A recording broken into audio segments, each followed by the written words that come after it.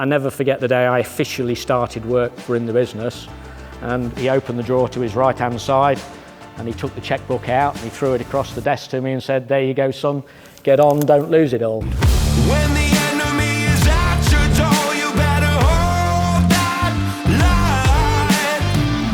When you find out what they're looking for, you better roll the dice. I was raised in the shadows, nothing else even matters. Yeah. When the enemy is at your door, you better hold that line.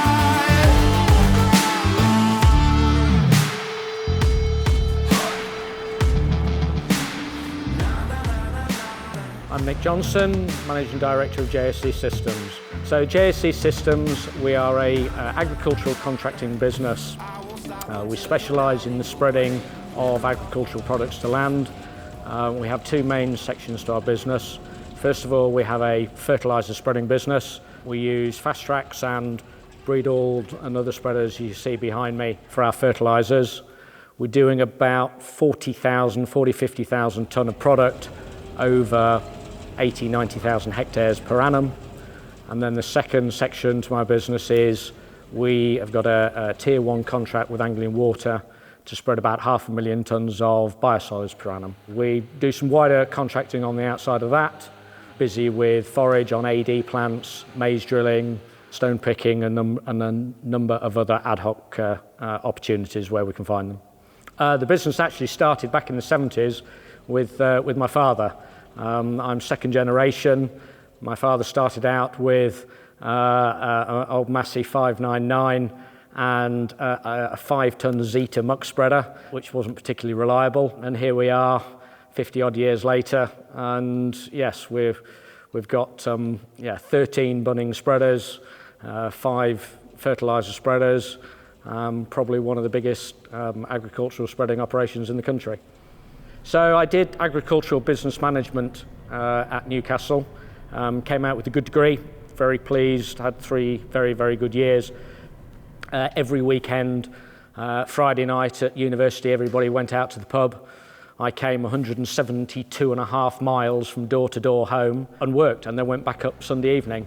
Would I do that again in hindsight? I'm not sure as I would actually, but I was born to work, enjoyed working, still enjoy working today, which is a good job because agriculture is fairly painful at the moment. I went and lived in America for a year. I worked for a bean harvesting company all up and down the east coast of America.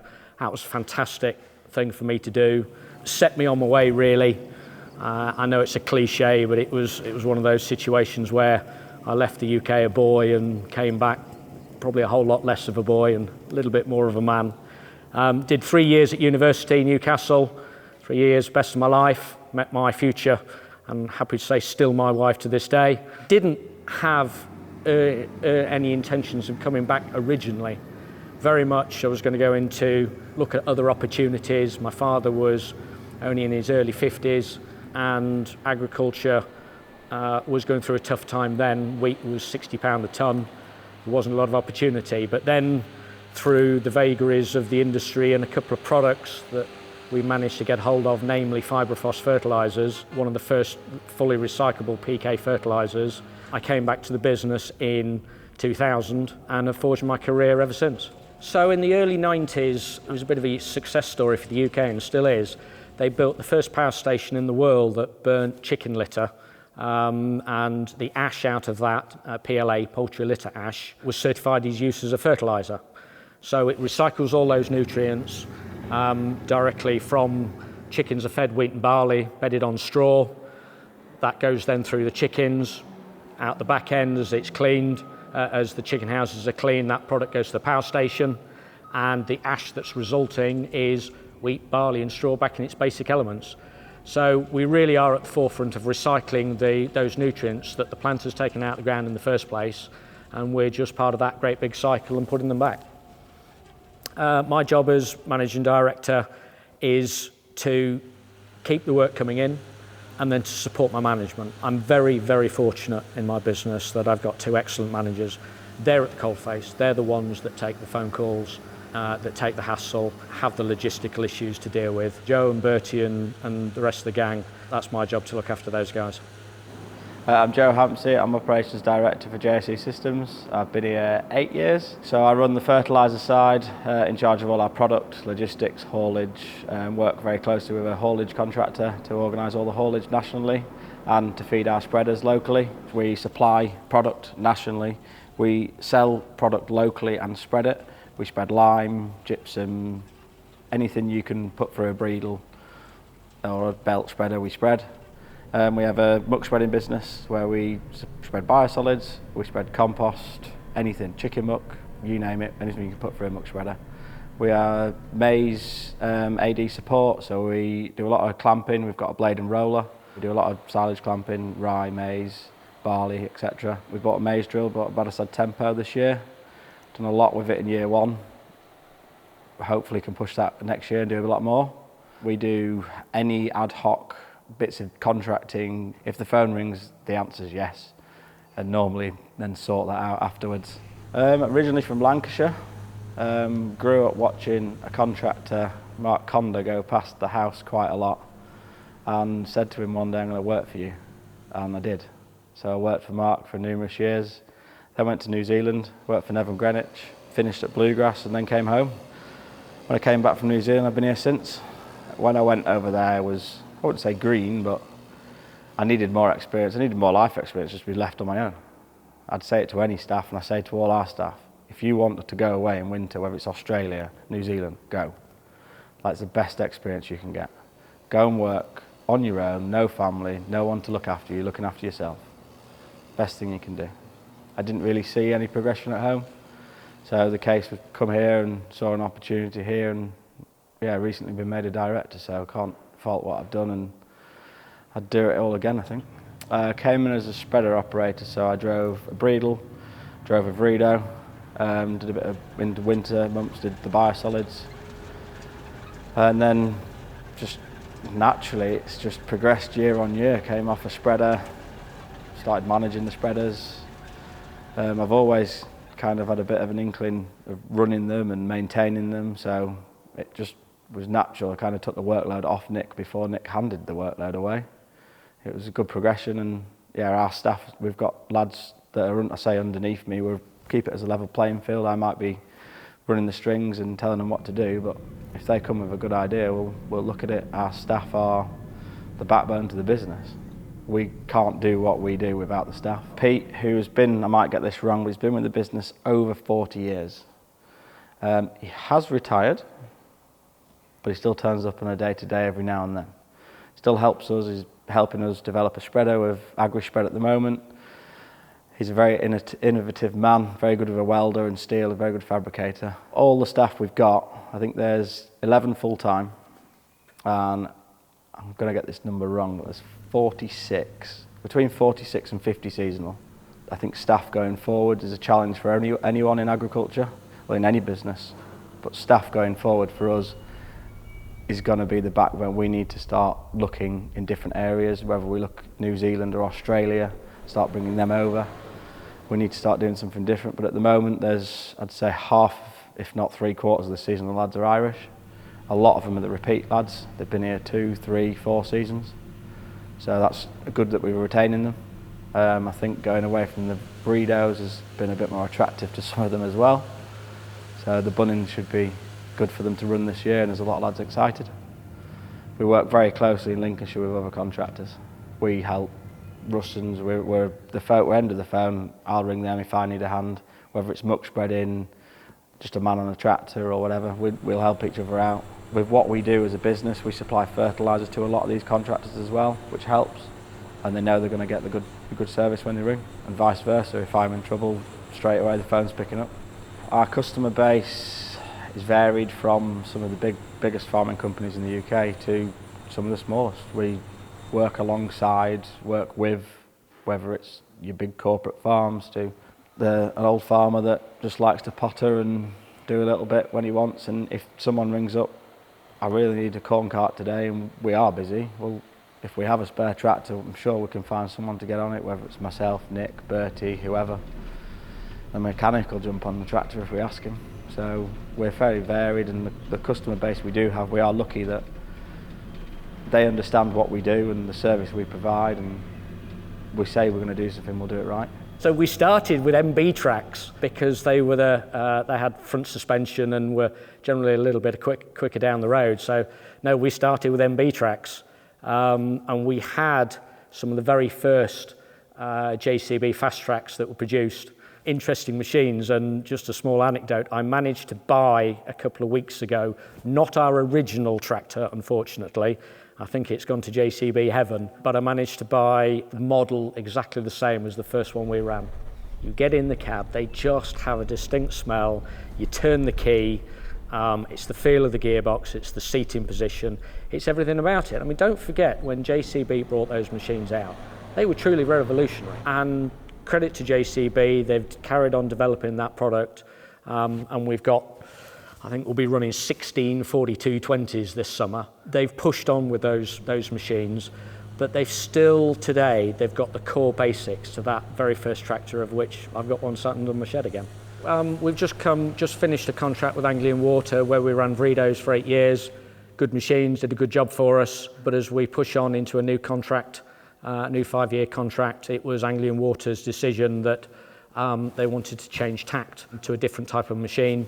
The Bunnings do. We have already run 2 of them ourselves, have done for a number of years. Fantastic machines, both from a reliability, robustness and accuracy. The fundamentals of the new 11 are the same as our previous tried and tested machines. If it ain't broke, don't fix it. Yeah, so we've been on Breedall spreaders for 40 odd years. Genuinely lost count how many of those we've had over the years. Father started bringing those in, importing those in back in the early 80s, and we've been buying those machines ever since then. Latterly, we've gone up to the XE specification spreaders, which specialise in spreading non-granulated, so lime, our ash fertilisers, to wide bout widths. So we're now getting up to 24 metres on our ash products. We're not without challenging our suppliers and always looking at new opportunities. So we've got one new agri spread with us, got another one on its way. Really exciting opportunity for us. Agri spread have been a very dynamic business to deal with over the last 6 months. We've been working in conjunction with them to develop a spreader to spread again our ash products to even further bout width. So really exciting opportunity for us, and it's been great to work with a company that has come to us in the first instance and listened to us.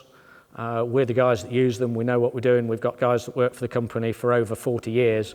They're good at their job, and so we've been working with AgriSpread, and we have a prototype that will be running, well, we'll be running 2 this summer. So the cost of kit now in agriculture is just getting out of hand. We're all suffering, and it's not just in the UK, it's a worldwide phenomenon at the moment. We need to be getting more output. So it's right tool for the right job. I think that's what we try and do in JSE. Yes, we're loyal. We're loyal to JCB. My guys take the mickey out of me that I bleed yellow. Which I genuinely do, but it is still about getting the right piece of equipment for the right job. There's 11 Chieftain low loaders due, there's 11 Bunnings arrived, and there's another 11 4220s due. There's 11 400 horsepower Valtras, hopefully 2 more fertiliser spreaders. Maize drills just arrived, first year with that. It's a never-ending list really, this year's just seemed to have rolled into one. We have tried Fence, John Deere's, I've tried all of them. If the lads say I want to try 724, we'll try 724. We had a lad last year that actually wanted to run one for the summer, so we hired one because we were needing a tractor, so we hired him one. It went down, he had a fast track again, he wanted to keep it to finish the season with his fast track. So spreading wise, we can't argue with the fast tracks for speed, comfort, to go home at the end of the day. It just works. And then we've got 2 of the fast tracks on the fertiliser side. I've got quickie loaders with a SUI quick hitch system, where you possibly will buy one more. Won't put all the spreaders on one, for the simple reason we've got some jobs where we drop 4 or 5 if we can drop all the spreaders in. You want a telehandler, it's just a lot quicker. If you're on your own spreading, we've worked it out, you're about 25% more efficient running the quick hitch and loader, because you don't have to put your telehandler on a trailer, put your spreader on the back.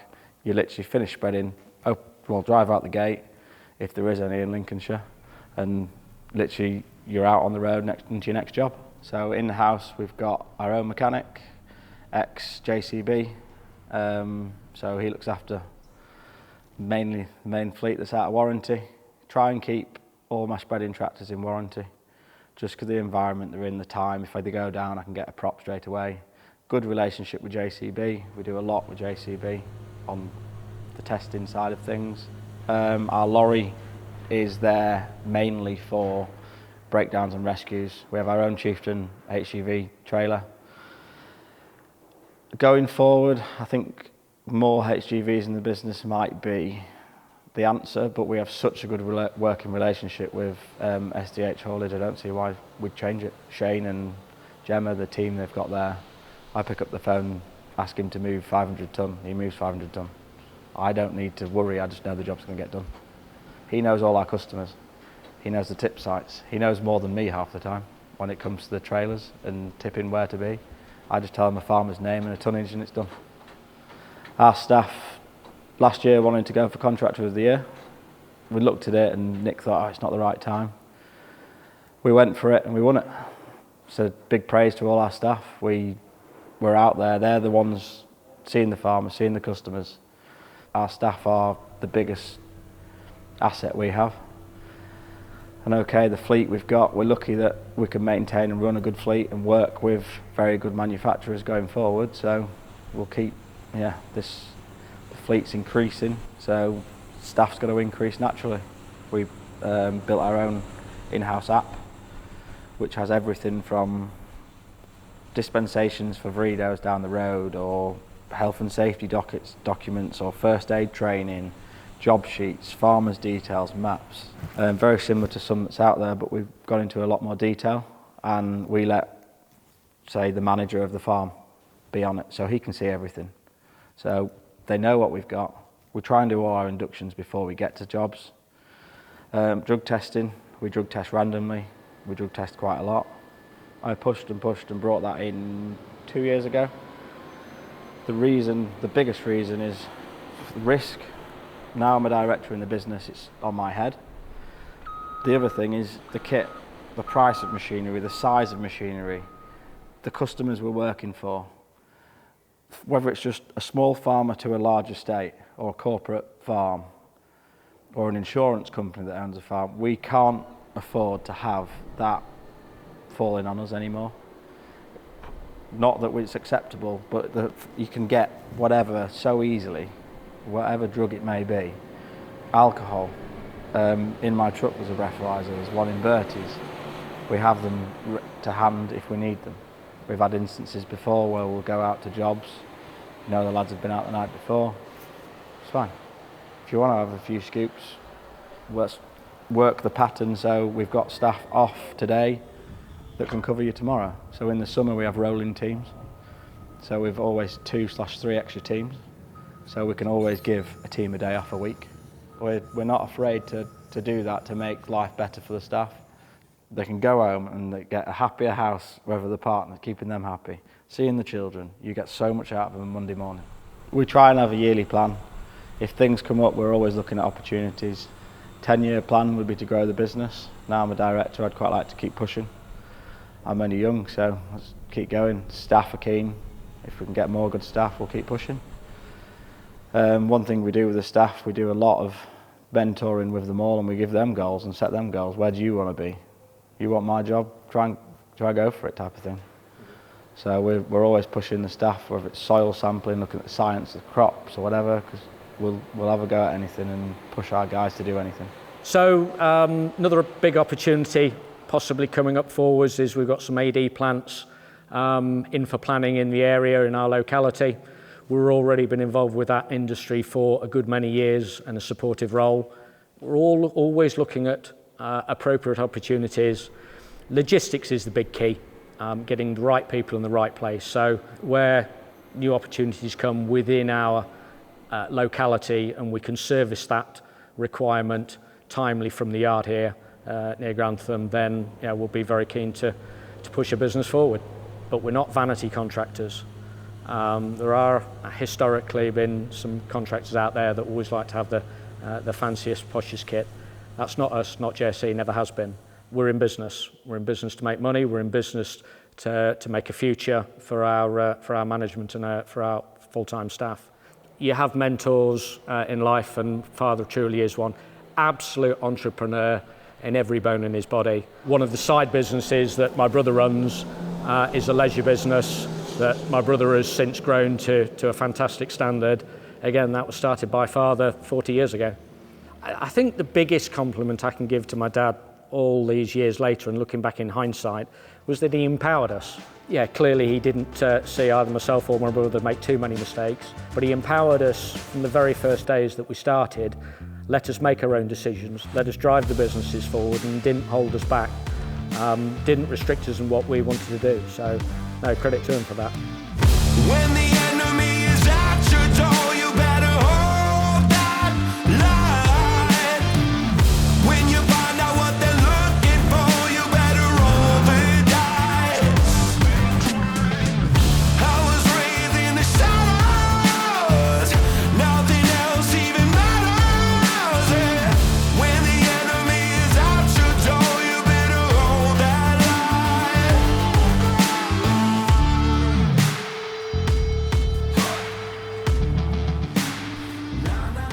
Joel, if there's anyone that wants to come over from Australia, New Zealand, wherever it's America, anywhere, we'd look at anyone from any country. If there's a language barrier, I'm sure we can work around it. So if anyone wants to, get in touch. Facebook, Instagram, there's emails, get in touch. When the enemy